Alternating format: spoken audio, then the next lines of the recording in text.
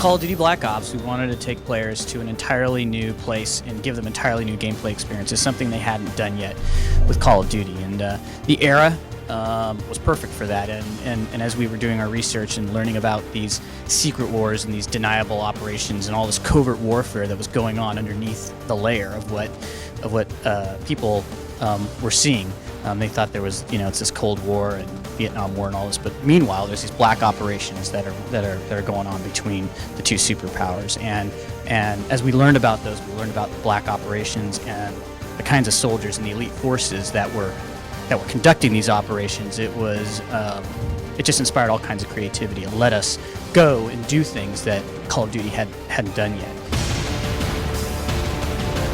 Our game is not a game about the Vietnam War. It takes place during an era that also includes the Vietnam War. And of course, there were black operations that occurred, operations that people didn't know about during that era. And we'll be tackling that part of it, and it isn't the war itself.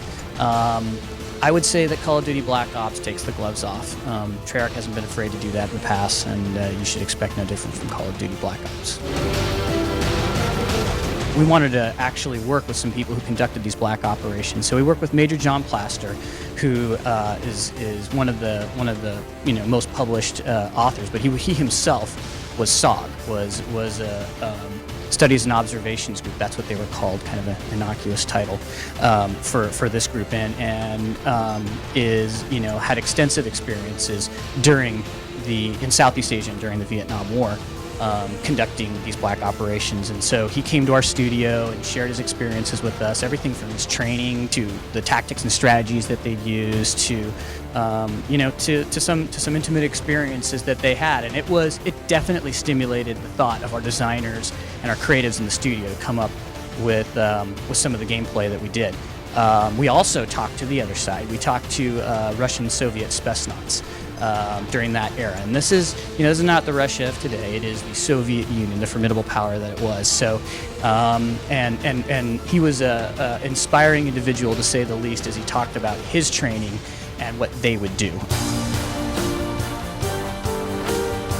One of the things, as I mentioned, with Call of Duty Black Ops that we wanted to do was come up with all kinds of new, fresh gameplay.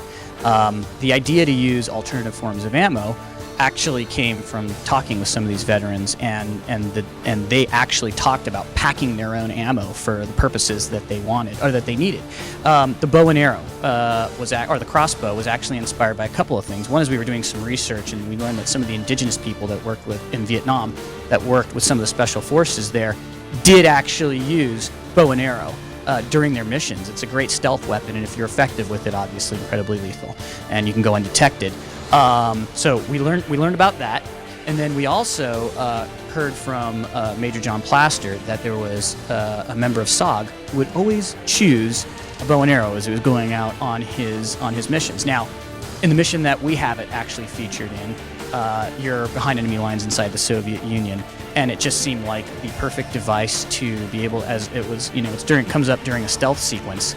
We don't want the player to get detected, and it seemed like the perfect way that you might want to modify your weaponry to place a really explosive incendiary device at range without being detected. And the other weapon is the Dragon's Breath shotgun shell. Well, as far as we're concerned, we're creating a Black Ops game, so we did research on all different types of alternate forms of ammo. So when we're looking at it, much like inspired by these Black Ops soldiers, we look at a mission and we're like, well, what should our loadout be? And whatever was in our arsenal was what we chose. And who's to say that they didn't? Everything they did was classified.